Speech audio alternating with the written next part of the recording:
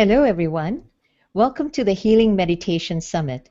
I'm your host, Dr. Vijaya Nair, and I'm so glad that you can join us today. I'm a physician trained in Singapore. I also trained in Harvard and Columbia universities. I'm an author, an international speaker, and a leading expert in mind, body, spirit, health. I have a passion for integrating state-of-the-art healing therapies in health, relationships, and finances using a consciousness-based approach.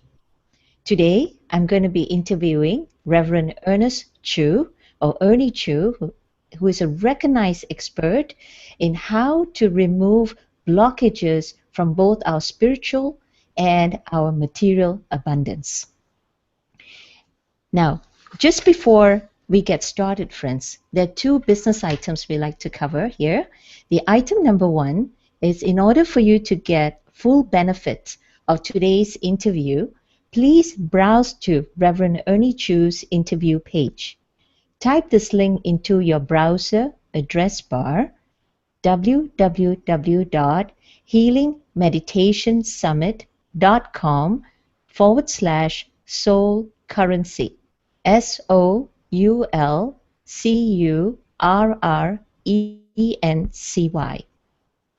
know you're on the right screen when you can see the photo of our guest.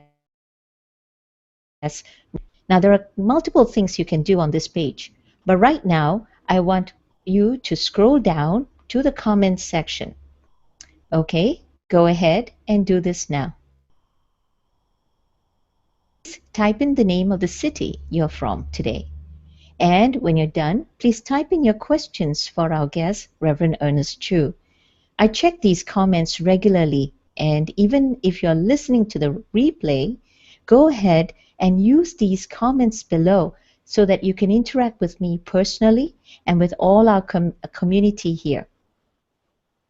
Whoever is listening in this interview, all of you are welcome to write in your comments. And while you're listening to this interview, please post your comments, your speaker codes, any aha moments you have, any feelings invoked, which may be many, especially in this interview, and any experiences you like to share in this community.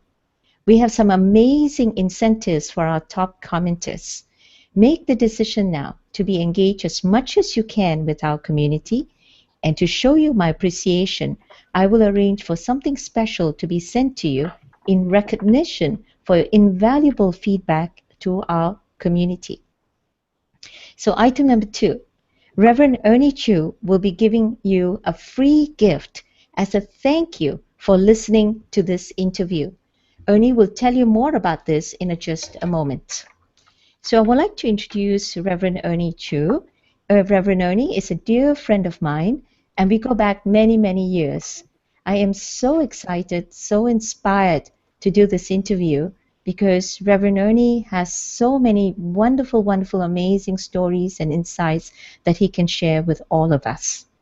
Reverend Ernest Chu discovered the power of spirit to create prosperity, flow, and fulfillment when a business reverse left him in more than $1 million in debt and virtually destitute. When he learned to harness his inner strengths, assets, and intention, within 18 months, he paid off all the debts without even filing for bankruptcy. So Reverend Ernie is a former Wall Street wunderkind, a member of the New York Stock Exchange since the age of 25, and is now an ordained Centers for Spiritual Living pastor, whose work includes teaching abundance and fulfillment and helping people to find their life's mission or life's work. Over the 33 years, he has helped to begin 9 startups, 5 of which have gone public companies, and now mentors entrepreneurs who are creating socially valuable projects. He's the major or best-selling author of the book Soul Currency, which has been translated into 7 major languages. And he has appeared in Oprah and more than 100 television and radio shows. So welcome, Ernie. I am so thrilled that you can join us today. The pleasure's mine. Thank you for having me. I feel that this is like catching up with you. So this is wonderful that we can get a chance to reconnect again and to tell us a little bit about your transformational journey. When and why did you get this powerful realization, Ernie, that your inner strength came out when you were going through your dark night of the soul? Can you tell us the moments when this happened? Absolutely. I'm thinking that when I wrote the book Soul Currency, people would ask me, how is it spelled? Is it spelled SOLE or another way?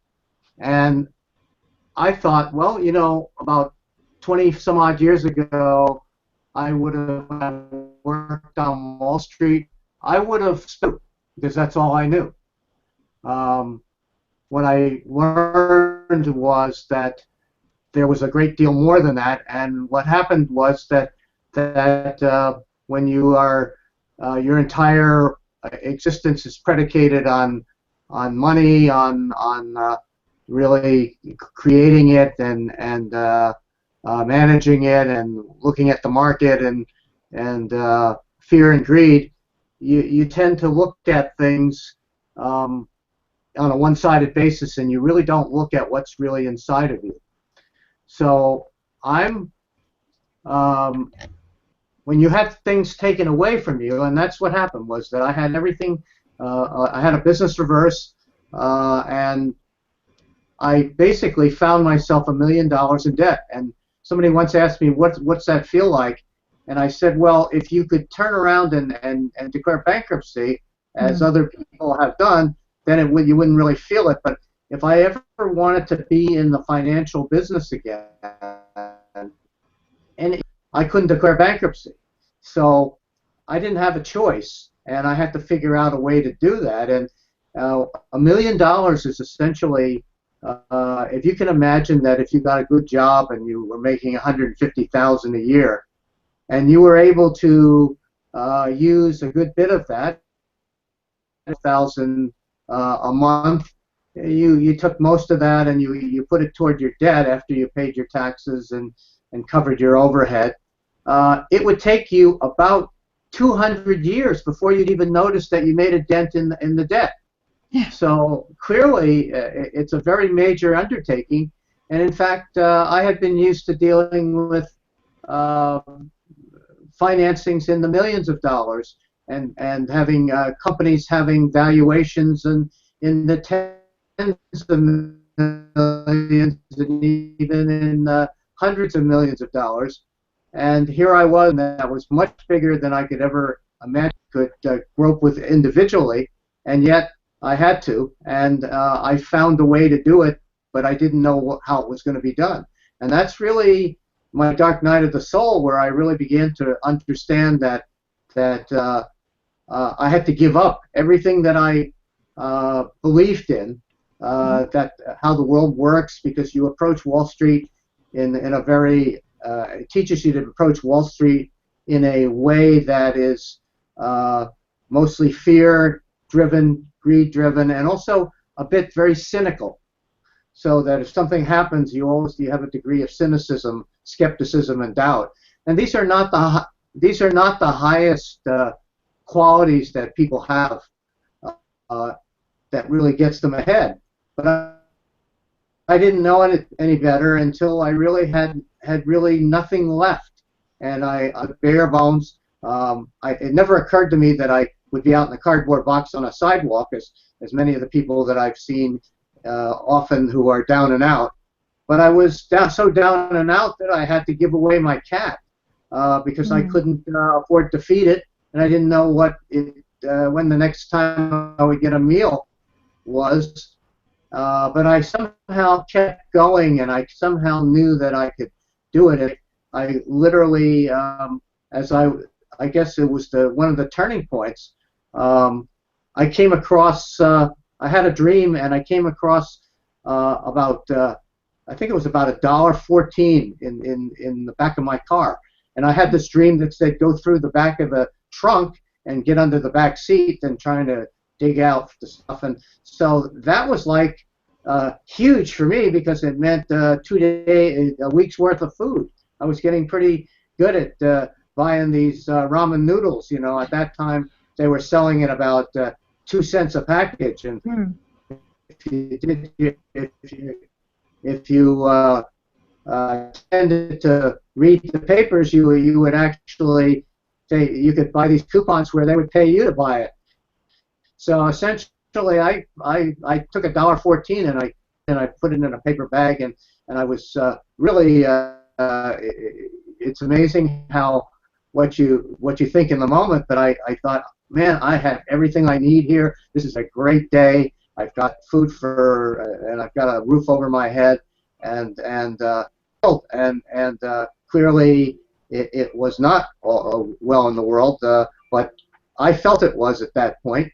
And as I passed through the store going out, I saw a homeless woman, and I stopped, and I had one of these moments that Wayne Dyer calls an epiphany. And the epiphany was really more that I didn't think about what I didn't have. I thought of somebody else that needed something in a worse way than I did. And so I reached into my pocket and I gave her everything I had left, which was not a lot. It was maybe 47 cents or something. And I gave it to her, and then a second thought, I reached in and gave her my some stuff off the top. And so I now had to walk up to the top of the hill, and I was sort of at war with myself because the part of me that says, hey, what'd you do that for? You just gave away all your money, all 42 cents of it, and you gave away 3 days worth of food. What are you up to? What are you, crazy? And then there was a part of me that said you did the right thing. It feels so good to be able to do that. Don't worry, everything's going to turn out okay. And when I got to the top, and I finally got to that one room where I had managed to persuade the landlord to rent it to me, even though he knew I didn't have any money, but he believed that I would soon have a job. And essentially, I prayed. I found that I didn't know what to do, and I started to cry. And as I was crying, I saw a piece of paper on the floor. What did it say, the piece of paper? And so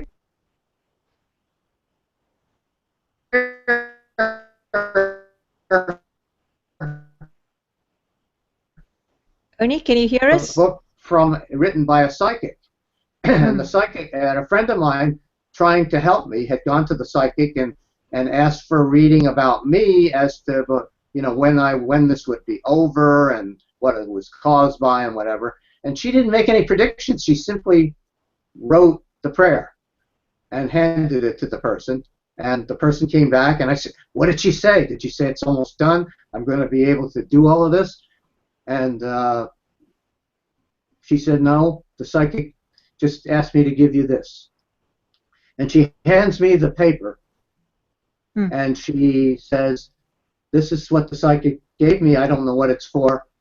And, of course, we all now know because it fell on the floor, and at that particular time, as I needed it the most, and the rest is kind of history. I began to realize that for the first time I had surrendered spiritually. I was stripped away of all the bank accounts and all the fancy offices and the assistants and being able to stand up in front of people and tell them what I know. And I realized that I really didn't know anything. That I really don't do much. That really spirit is.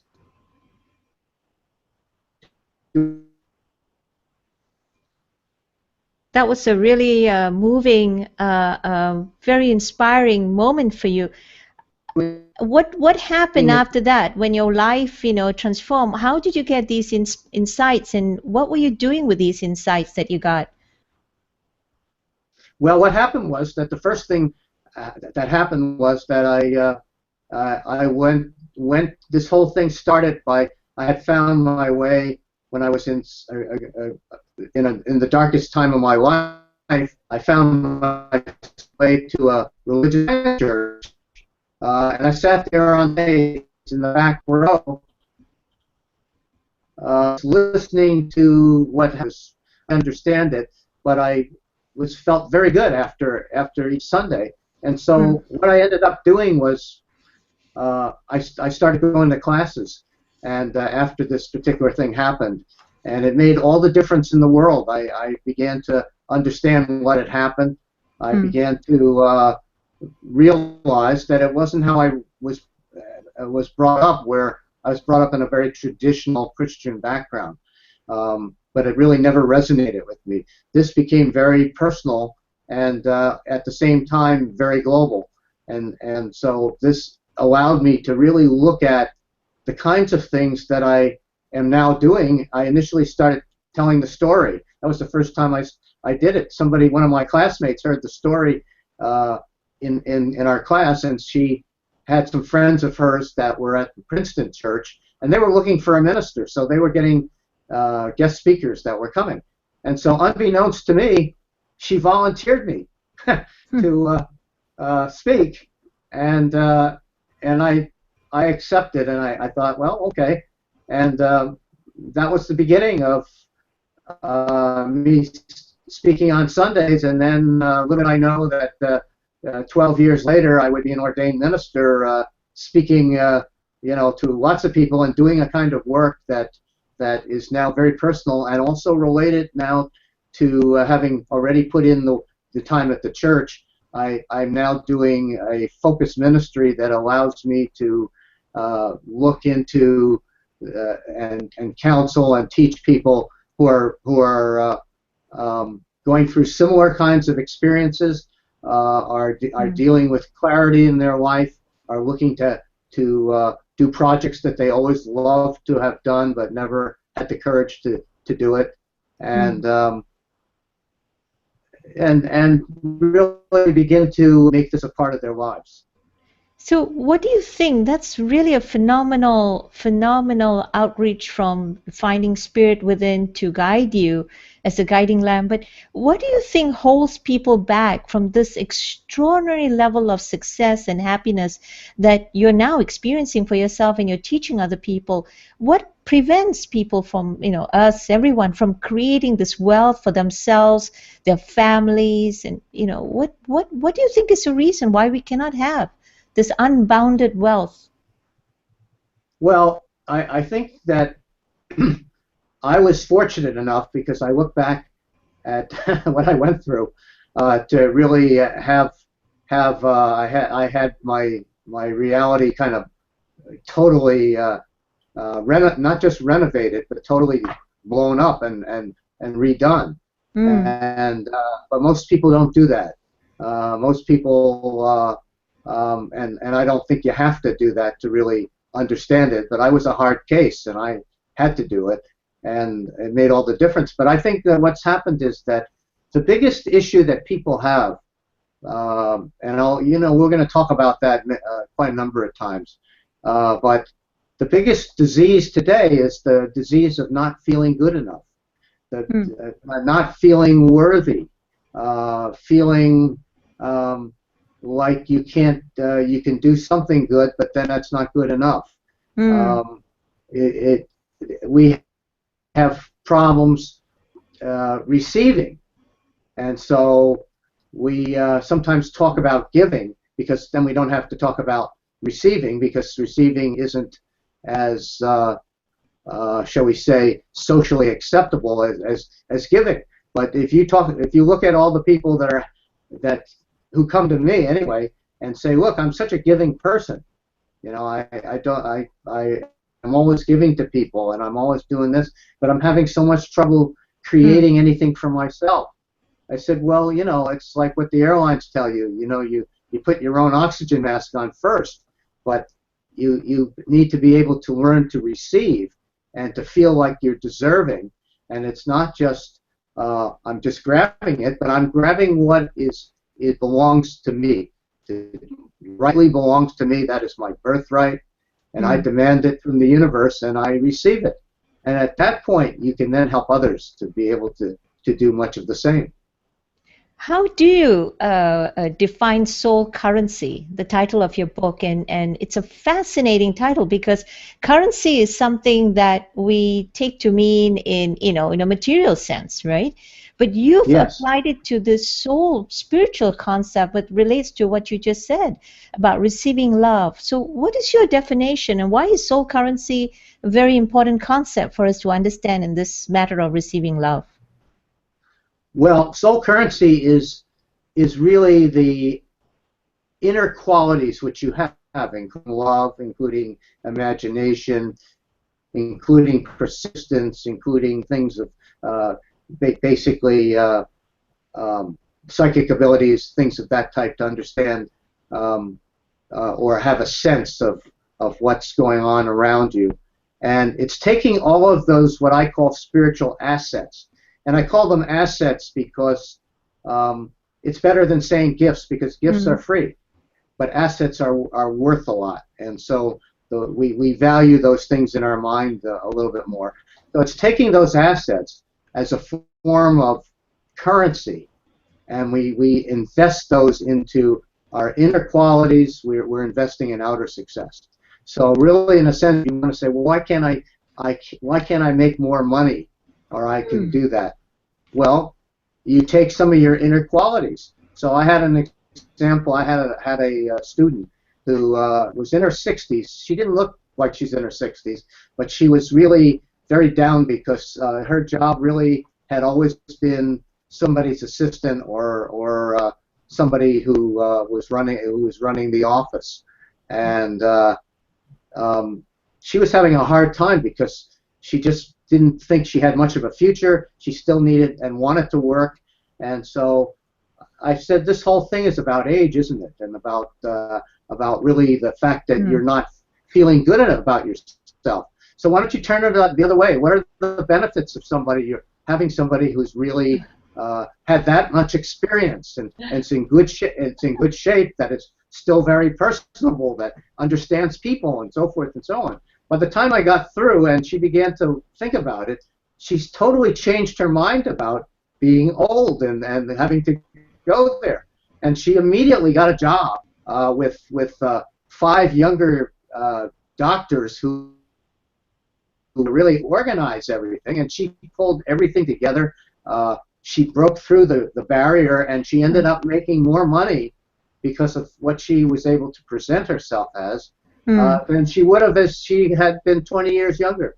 So and you saw it happen so quickly. It happened the next week, and she had the job by the time almost the second time she came to class. She had that job. That's amazing. It was wonderful. Amazing, inspiring stories. Now, do you actually think that some people have more soul currency than others, or are we all equipped with the same amount? And how can we increase our currency? Well, I think that soul currency is really being touched by God, and we are really individual points of God, or individual points of the Creator. And so, do we have this one part have less than the other? Maybe, maybe not. It's hard to tell, but nobody's measuring. And also, we're looking at things that are so vast. You know, we talk about potential within us. We talk about the fact that we're using less than 2% of our brain. Right. We are. So I don't think that becomes an issue. But it becomes an issue as to when you activate it, when you become aware of it, when you start to invest it consciously, because this is all about consciousness. It's not about literally I've got it and my investment portfolio is better than yours. It is simply I'm now aware of it. Well, people become aware of it at different times in their life because basically they don't wake up.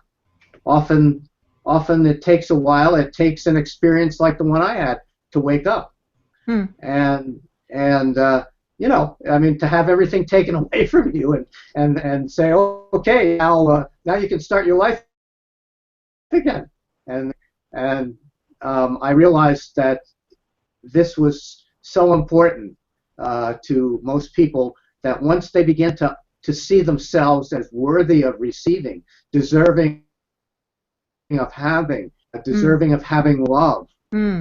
Because you think about it, virtually everything that in this society that happens, whether it's crime, whether it's good things that happen, whether it's a wonderfully inspirational artwork, or somebody just doing something just that is very selfless, this all begins and ends in some form of love.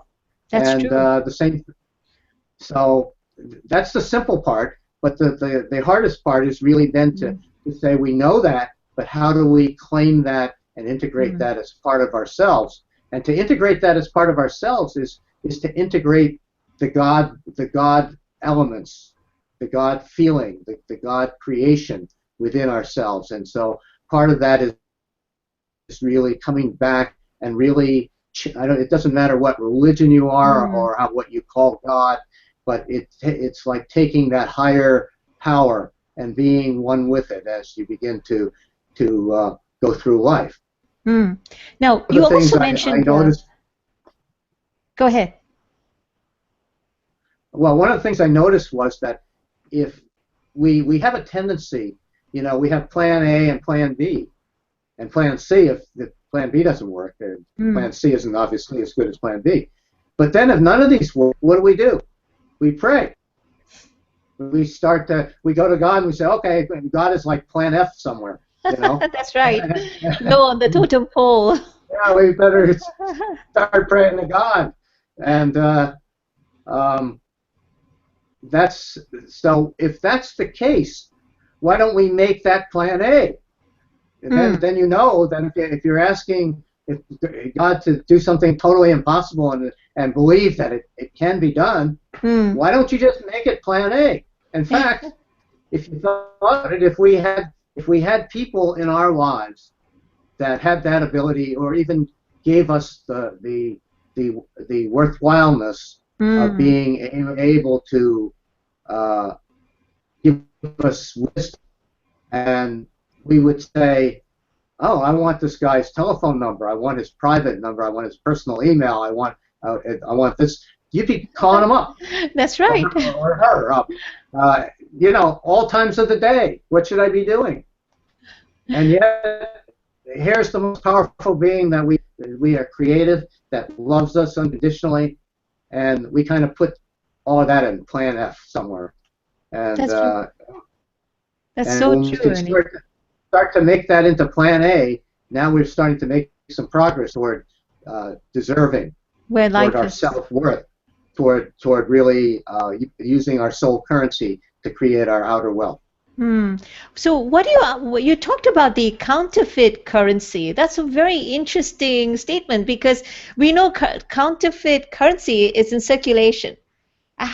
What do you mean by counterfeit currency from the spiritual currency? And do you think it's growing a lot, or how can we bring down the circulation? What does it do to us?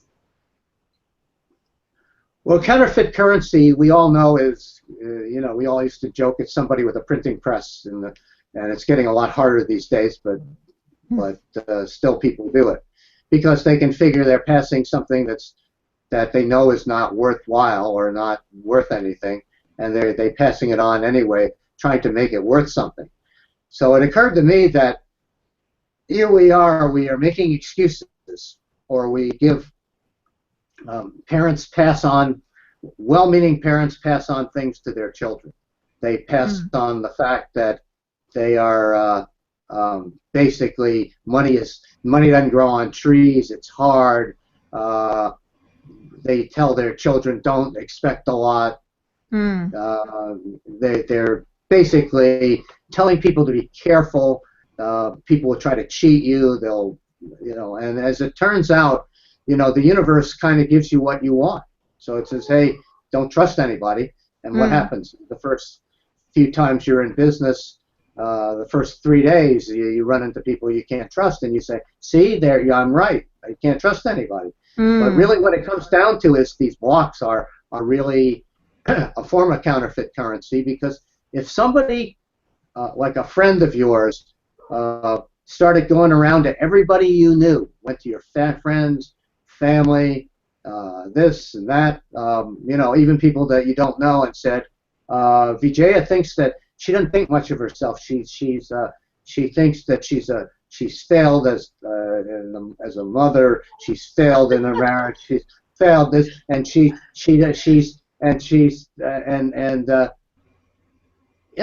But you might have said these things to some people in a moment of weakness or something.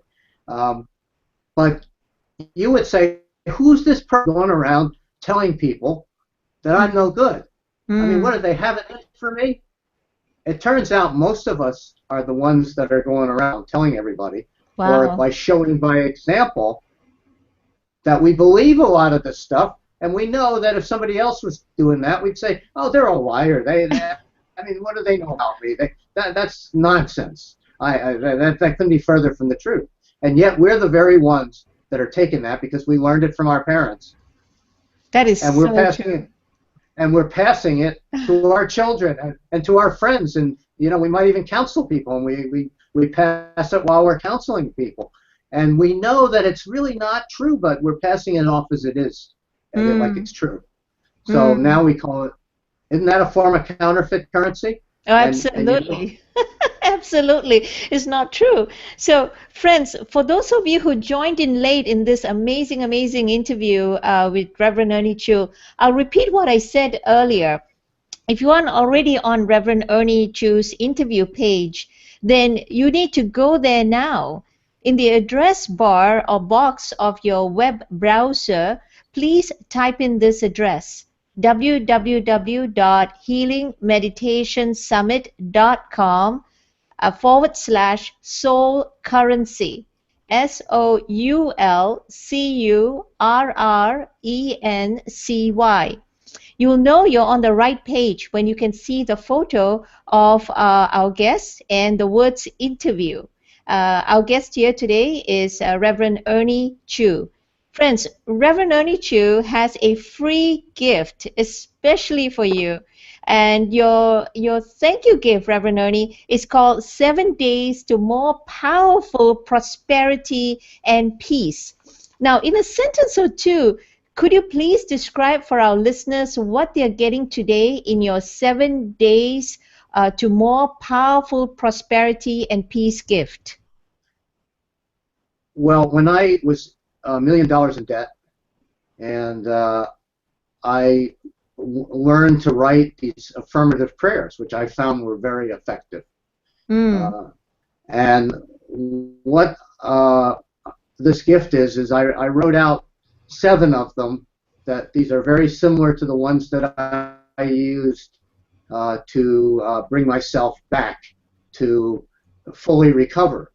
And if you're going through this, or you want to make sure that you never get to that point, or if there's somebody that you feel is having a hard time, these are really that I think are very effective. Now, to make them easier to use and to kind of allow you to have them sink in, I had one of my students who is a voiceover person, well-known, and so her voice may sound familiar. And she and Jody Ebling did these because she was found they were also very effective. And we had somebody compose some original meditation music with it. So what you're getting are really all these 7 days of these prayers set to a form of meditative music, and people use them to wake up in the morning, to go to bed at night. I suggested that you don't use it in the car, but most of the people I talk to play it in the car all the time.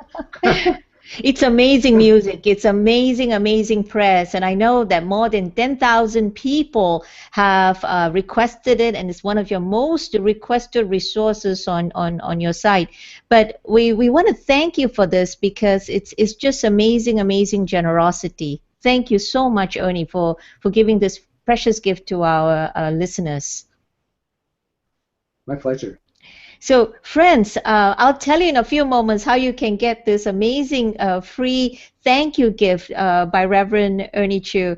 And while you're on this page, I wanted to find the special offer button. It's big and orange, so it's easy to find. So click on the special offer button right now, and you'll know you're on the right page when you see the words special offer, followed by Reverend Ernie Chu's Clearing Blockages to Abundance. And on this page, you can read all about the exclusive special offer package that Reverend Ernie Chu has put together just for you, because you're listening to this interview today. Ernie, your package is called Reverend Ernest Chu's Clearing Blockages to Abundance. It's a fabulous title. Can you tell us in just 2 or 3 sentences, please tell our listeners the number one benefit they'll receive when they get your package today? Well, the number one benefit is something that I've never done before, which is a master class for clearing blockages to abundance. And it clears a lot of other things as well, but and it will clear, you know, a lot of relationships and things like that. I hope money and everything is one of the big issues that you have in a relationship. But basically, what it is a way that we focus on counterfeit beliefs, but we focus on 1 or 2 of them, because you see a lot of them are tied in together. And so we focus on things where you set your intention and you begin to walk away at the end of each of those sessions with some major work done. We have developed some shortcuts to really being able to let go of things, which you'll be able to see in the process. We do some energy work as well, but we also do prayer, and we also allow you to really begin to have that clear time to look at some of the stuff, because working on yourself is often the hardest work that you will ever do. You sometimes are very tired after you've done a lot of that, but then when you wake up, you're totally refreshed, because I think you have the opportunity to let go of some things. You know, too often, you know, you talk about, oh, we check our baggage and go on you got the baggage check-in, but most of the time people don't realize we check our life and keep our baggage. And so, that's really, really true. That's really true. So in this particular class, you are going to be able to now check your baggage, get all of that off of you, recognize what's there, and begin to start to see that you're going to have flow in your life. And that might even happen after the first class. It might even happen during the first class. So we've seen that happen as well. So it's tremendous. And the second thing is that I have a 20-minute private session for each person taking the class. At the end of the class, to be able to assess what it is that they need to be done, or they can have it at the first class. It's any time they want that I have time to do it, and we will sit there and we will see how to tailor this thing and how to work through a lot of the issues that you may have had. It's invaluable, because I wish I had had somebody there for me to be able to do that when I was going through it. I had to work a lot of this stuff out by myself, and I didn't know that. I probably could have gotten people, but I had a tendency to want to withdraw into myself and try to figure it out before I went and asked for help. But you don't have to do that. That is so true, and that is such an amazingly generous of you to give our listeners, this coaching and so many other tools. We're not even talking about, you have to scroll down and see under the special offer package. There's so many tools there, CDs and everything to implement how to take away these blocks. Blocks. They just blocks abundance and your flow. So friends, if you like to take up Reverend Ernie's on his special offer, thank you again for your generosity. This is really amazing. Really amazing. And this offer that you're giving is 90% discount. So if you want to take up Reverend Ernie's offer right now, look in the top right-hand corner of your screen and click to the add to cart button. Again, it's add to cart button, and the rest is easy. Just fill in the form and click on the pay button. And remember that forum in a moment, I'll be telling you also how to claim Reverend Ernie's free gift just for listening in this interview. So Ernie, back to you again. Can you just tell us in just 5 minutes, you have this wonderful meditation or blessing that you said you would love to share with our listeners and friends. Would you like to go ahead with this? Yes, I'd love to. Lately, I've been going to Brazil, where I have been going for 13 years, and there is a blessed waterfall that is in Brazil on the property, and that waterfall flows underneath John of God's actual chair, and it goes and through a whole mountain of crystal and comes out as a small, about 5 foot high waterfall. That waterfall takes your breath away, and it also takes all the negativity that you've experienced. And I know this firsthand. You will come out never feeling so clean in your entire life. So what I'm going to do is I'm going to take you now through a little journey on that property, and I'm going to take you down into this waterfall of light. And so as you begin to close your eyes and bring your consciousness to your inner self, bring your consciousness to within, and begin to get rid of any of the busyness of the day, so that there is really nothing except a sense of peace and a sense of the day and time slowing down. And so as it begins to slow down, there's a power. There's that power of energy that is circulating around you, that becomes you. And so concentrate now on your breath as you begin to bring yourself in a way that's deeper. And if you're not in a comfortable position, it's okay to lie down. Just be comfortable and just take a deep breath and allow this experience now of coming into your inner self. And as we begin to now bring ourselves within, we now find ourselves, we allow ourselves and take our imagination and bring ourselves to a small waterfall that is sitting in front of us and pouring from about 5 feet high, and there is the noise that the waterfall makes, and we're all by ourselves. It's just ourselves and the waterfall, and we sit there and we listen to the rhythmic fall of the water as it comes through into the pool. And there's a reflection of light in the pool, and there's a reflection of light around the water as it seems to come out of the mountain, and it seems to have a very special energy of itself. So as we begin to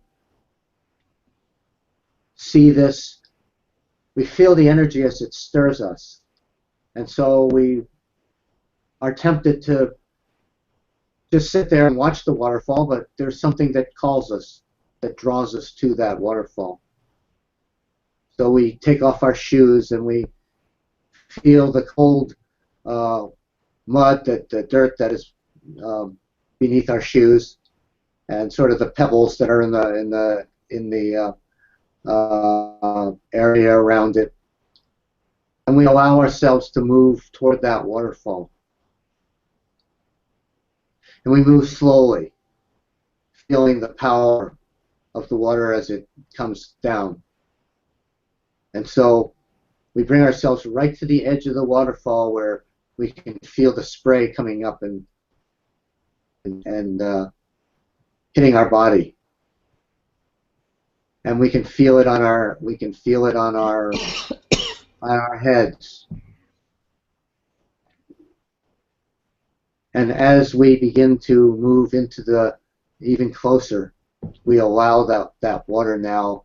We take that first breath into the water, and it takes our breath away because it's the wetness of the water, the fact that it is a little cold, colder than we might have expected.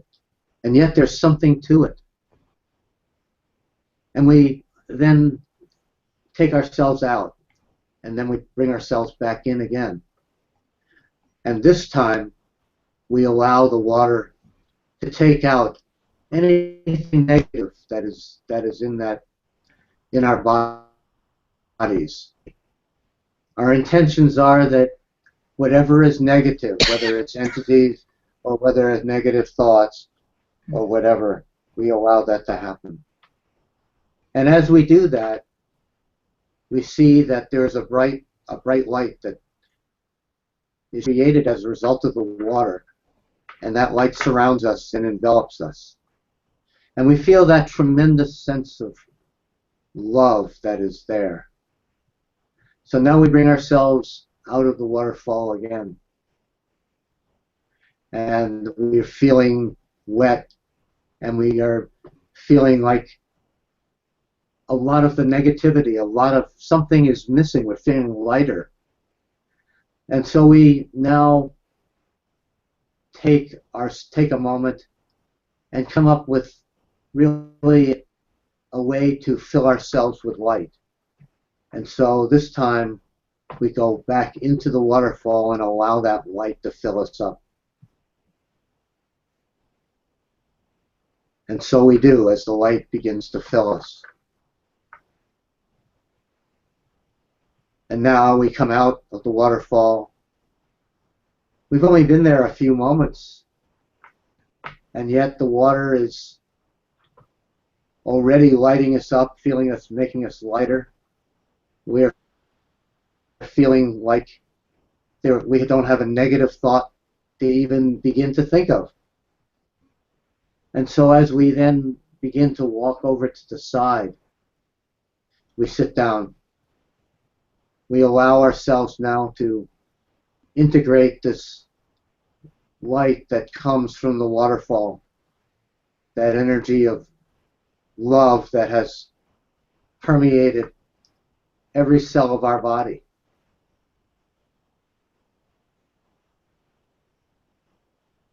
We are feeling hopeful, optimistic, engaged,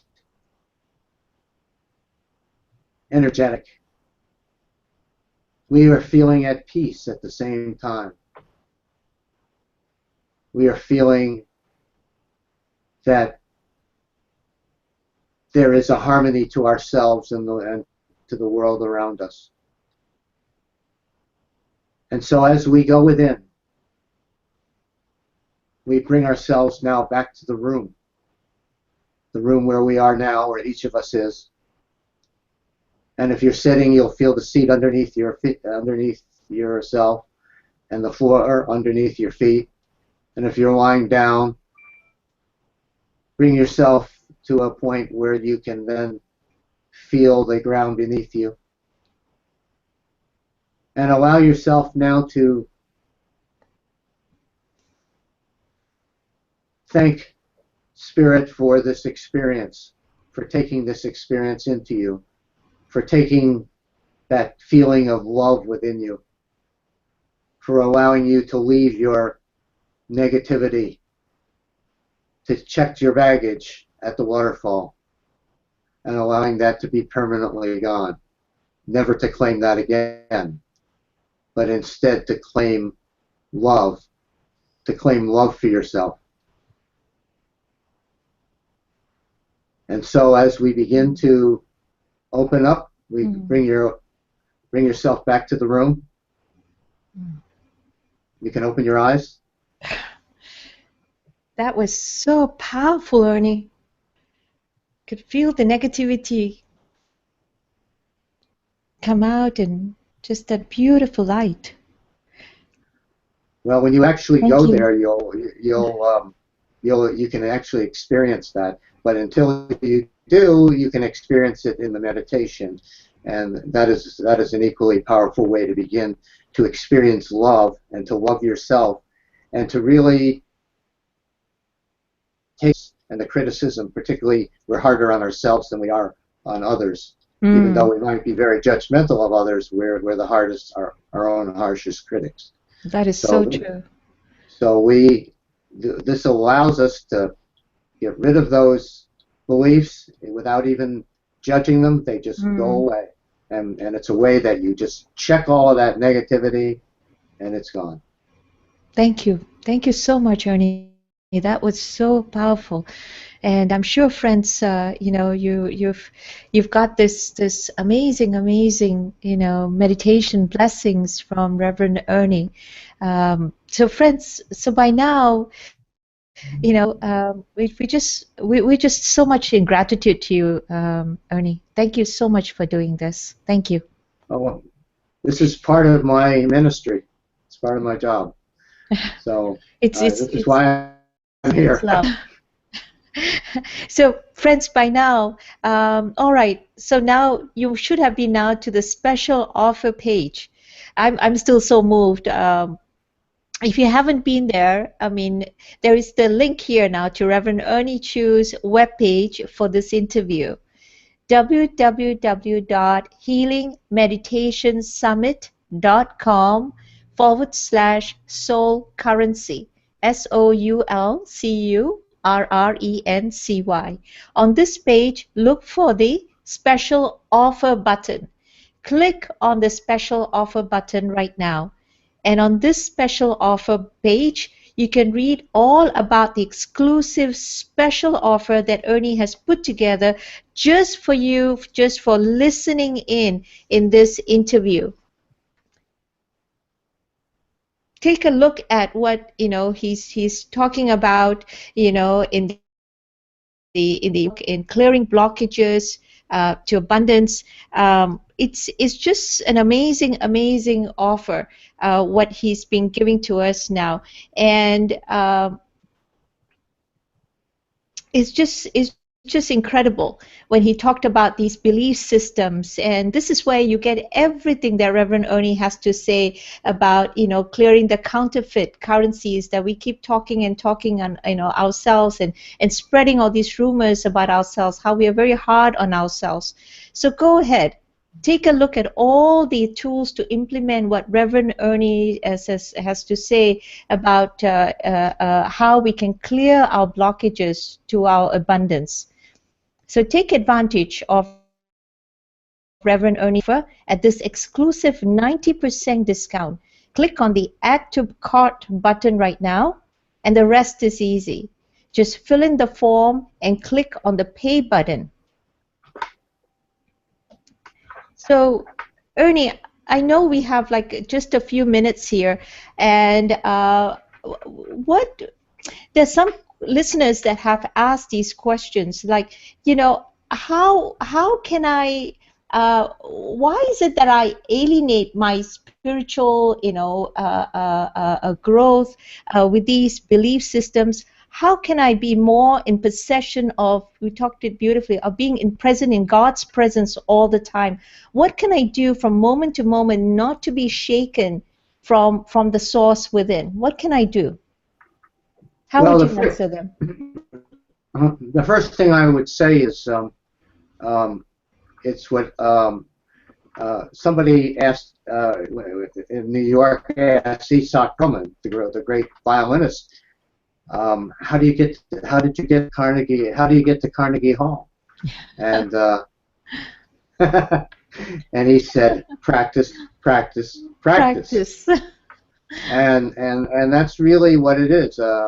Joel Goldsmith wrote a really wonderful book called Practicing the Presence. But you see what happens is this. In today's world, where we're probably surrounded with more stimulus, information, ability to know things, ability to be in the material world than we've ever been.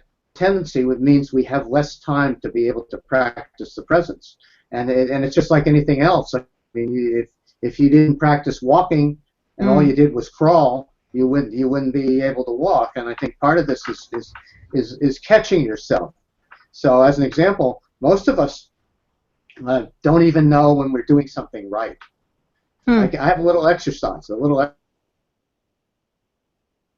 friend, one of my students, and he writes this email, and it looked like he typed it with his left hand, which he ended up doing when he's right-handed. And he had fallen off his bike, and he had actually had an accident, and he couldn't use his right hand. And he was writing me and saying, is this a karmic event? Is this some kind of very deep, profound spiritual truth that I should know? And I said, well, it can be something very simple, like being more mindful of what's around you. And I said, but I think also that sort of gives me another idea for something that you ought to do. And he said, what's that? He said, I said to him, I want you to catch yourself doing 10 things right every hour. And there was silence. And he says, what? Are you kidding me? And I said, well, all right. You think 10 things is too much? Okay, how about 5 things? I want you to 5 things right that you did, and that you're very proud of. That you said, well, I really did that one right. And he said, well, I don't know. That's a lot. And he started thinking of reasons why. He said, well, I sleep 8 hours. That means I'm awake 16 hours times 5. That's like, that's a lot of things. And I said, well, look, you can sometimes do the same thing many times during that 16 hours, but you can't do 30 things right the first hour and carry that through for the next 3 hours. So, and by the way, it's up to you as to what you want to call right things, catching yourself doing something right. But it might be a smile. It might be a smile. You make a baby smile. It might be holding the door for somebody, or it might be just simply doing something where you're just so happy that you acknowledge your happiness. So he said, well, I still might have a hard time thinking of 5 things, but I said, come on, you do these things probably every 20 minutes. You'll do them maybe even more than that. So after about 4 days of doing it, finally he called me up and he said, I get it. And I said, okay, well, you do 1 more day and that's it. And it was life-changing for him that he did that, because he really began to see that he did so many things that he didn't acknowledge. He only acknowledged and remembered the things that he did that weren't very good. And so this is the way you do things, is you begin to practice. Just you do one thing and you chip away at things, which is really about the fact that you're worthy of love. And if you can understand that you are worthy of love, you're taking big strides to really allow yourself to become one with the Creator. That is so amazing story. What a simple task that you can do to practice presence within your heart. Oh, that was just so mind blowing, mindfulness blowing. That is so good. So, friends, right now, we've got so much out of this interview, but this is how you can get your free thank you gift. First, you need to be on Reverend Ernie Chu's special offer page. In case you haven't seen this page, it's located at www.healingmeditationsummit.com/soul currency. SOULCURRENCY. So to get to the thank you gift, click on the special offer button. This will take you to the special offer page. Second, scroll down to the bottom of the page and look for the box with the red dotted lines that has the heading Reverend Ernie Chu's Thank You Gift. Now fill in your name and email address now. And then you click the send button. Within moments, we'll automatically send you the links to Reverend Ernie's thank you gift. For any one of you that joined this interview late and missed some of the things that we spoke about, this amazing insights and shares and meditation and tips and implementation tools, don't worry. We'll be posting the replay in a few minutes and we'll leave it up at least for 72 hours. If you want to share this free 72-hour replay with a friend, please send them to www.healingmeditationsummit.com. Also, if you haven't already done so, it's good time now to take advantage of Reverend Ernie's special offer, because this will truly transform your relationship with prosperity and living an abundant life for yourself and your loved ones. True wealth comes from within, and Reverend Ernie's brilliant work provides you with the roadmap to do this. So go ahead and take advantage of this exclusive 90% discount just for this interview. Click on the Add to button now. The rest is easy. Just click the button. Friends, thank you so much for sharing in this wonderful interview. And Ernie, thank you so much for sharing your insights with us today. Now, we just find it so difficult to let you go. So in just one sentence, do you have any parting advice for our listeners? Yes, I think it's the important thing is that I would say develop some type of personal mantra related to continue to remember. And I had one of my students who was having a particularly hard time at time, because you teach people how to treat you as well. So I said to her, why don't you find something like I'm worthy, or I'm worthwhile. So she picked I'm worthwhile, and she would remind herself. She'd start saying it many times, and she was so surprised how many times a day that this issue came up. And so she started saying it, and it really made a big difference in the way she got through the day, how she felt about herself. And as you begin to chip away at these things, because these things were our lifetime, you had a lifetime of practice building these things. You had two of the world's experts. Thank you. Thank you so much, Ernie, for your most generous gifts and sharing your wonderful insights out and sharing yourself full out.